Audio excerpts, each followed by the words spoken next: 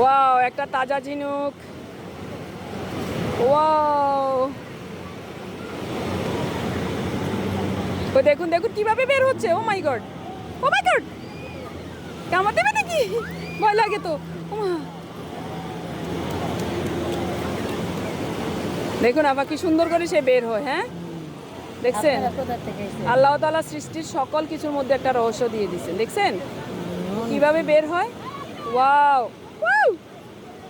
আপনারা কোথা থেকে এসেছেন? আমরা নোয়াখালী থেকে আসছি। মানে এক বিভিন্ন জায়গার থেকে। হ্যাঁ অবশ্যই।